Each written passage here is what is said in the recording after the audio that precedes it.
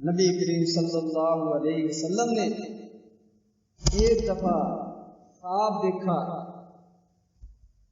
کہ آپ کنویں سے پانی نکال رہے ہیں ڈول کے ساتھ، بوکے کے ساتھ۔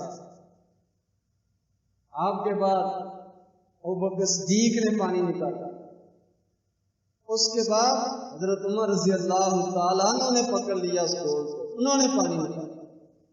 تو میں کہ جتنا زیادہ پانی، جتنا قوت کے ساتھ عمر رضی اللہ تعالیٰ عنہ نے اس کنویں سے پانی نکالا، میں کس طرح کا میں نے نوجوان نہیں دیکھا۔ تو آپ سے پوچھا گیا کہ اس کا کیا مطلب ہے، کیا تعبیر ہے اس خواب کی؟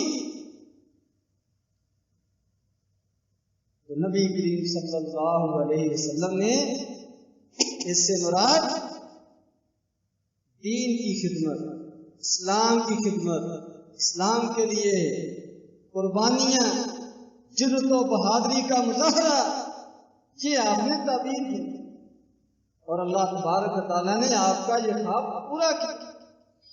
نبی کریم صلی اللہ علیہ وسلم کے بعد 2 سال تک ابوبکر صدیق رضی اللہ تعالیٰ عنہ نے اسلام کی خدمت کی، جس طرح کنویں سے پانی نکالا جاتا ہے، یہ خدمت کی۔ اور اس کے بعد 10 سال عمر بن خطاب رضی اللہ تعالی عنہ نے اسلام کی خدمت کی، کنویں سے پانی نکالا اور حد کر دی اور کمال کر دی۔ یہ تھے حضرت عمر رضی اللہ تعالی عنہ۔ اور ایک مرتبہ نبی کریم صلی اللہ علیہ وسلم نے، بخاری شریف کی روایت، میں خواب کے اندر مجھے دودھ پیش کیا گیا، میں نے وہ نوش کیا، اس کے بعد عمر رضی اللہ تعالیٰ عنہ کو وہ دودھ دے دیا کہ یہ تم پی۔ تو صحابہ اکرام نے اس خواب کی تعبیر پوچھی کہ اس کا کیا مطلب ہے؟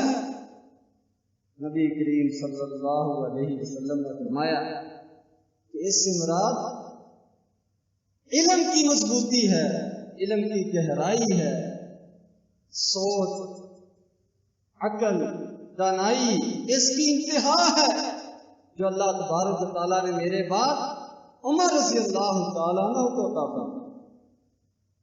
اور پھر عملی زندگی میں حضرت عمر رضی اللہ تعالیٰ عنہ نے واقعتاً نبی کریم صلی اللہ علیہ وسلم کے اس خواب کو پورا کیا۔ علم کے لحاظ سے، فتوے کے لحاظ سے، فیصلے کرنے کے لحاظ سے، معاملہ فہمی کے لحاظ سے حضرت عمر رضی اللہ تعالیٰ عنہ کے مقابلے کا ان کے وقت میں کوئی نہیں۔